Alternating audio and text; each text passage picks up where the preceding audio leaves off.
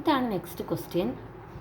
അതായത് what is the purpose of limiting the neutral axis? നമ്മുടെ neutral axis limit ചെയ്യുന്നതിനുള്ള purpose എന്താണ്? Neutral axis depth in the estimation of the flexural strength of the reinforced section. അപ്പോൾ നമ്മൾ മുന്നേ പറഞ്ഞ് under reinforced over balanced. അപ്പോൾ അത് നമുക്ക് മനസ്സിലായി. അണ്ടർ റീഇൻഫോഴ്സ്ഡ് എന്നുള്ള കണ്ടീഷൻ, അതായത് x u is less than x u max എന്നുള്ള കണ്ടീഷനാണ് ഏറ്റവും നല്ലത്.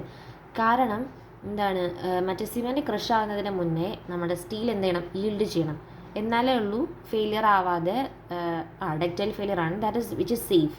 അങ്ങനത്തെ ഒരു കണ്ടീഷൻ ആവുക. അപ്പോൾ നമ്മൾ അതിൻ്റെ ആൻസറാണ് നമ്മൾ ഇപ്പോൾ ഡിസ്കസ് ചെയ്യാൻ പോകുന്നത്. The purpose of the limiting the neutral axis depth in reinforced concrete flexure design is to ensure ductile failure. ഞാൻ പറഞ്ഞതുപോലെ തന്നെ ഈ ഓവർ അല്ല എന്താണ്, അണ്ടർ റീഇൻഫോഴ്സ്ഡ് കണ്ടീഷനിൽ ഉണ്ടാകുന്ന ഫെയിലിയറിൻ്റെ പേരാണ് എന്ത്? ഡക്റ്റൈൽ ഫെയിലിയർ എന്ന് വെച്ചാൽ ഡക്റ്റൈൽ ഫെയിലിയർ. അപ്പോൾ ആ ഡക്റ്റൈൽ ഫെയിലിയർ എൻഷുർ ചെയ്യാൻ വേണ്ടിയിട്ട്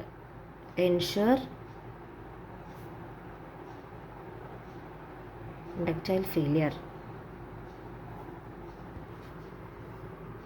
ഈ നമ്മുടെ ന്യൂട്രൽ ആക്സിസ്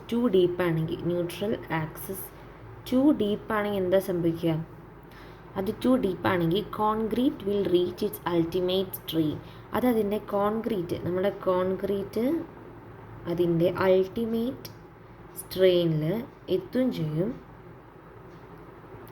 അത് മാത്രമല്ല, അപ്പോൾ അവിടെ എന്താ സംഭവിക്കുക? സ്റ്റീൽഡ് ബിഫോർ സിമെൻറ്റ് ക്രഷ് ആവും. Cement crush before the steel yield. So we want a condition like the steel should be yield before the cement is going to crush. So the condition is under reinforced, and that is XU less than XU max. We know the picture, the diagram. XU, this is XU max, and XU should be like this. Okay, this is the condition, XU less than XU max.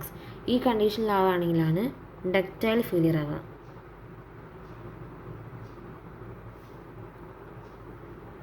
We know the under reinforced is safe and economical.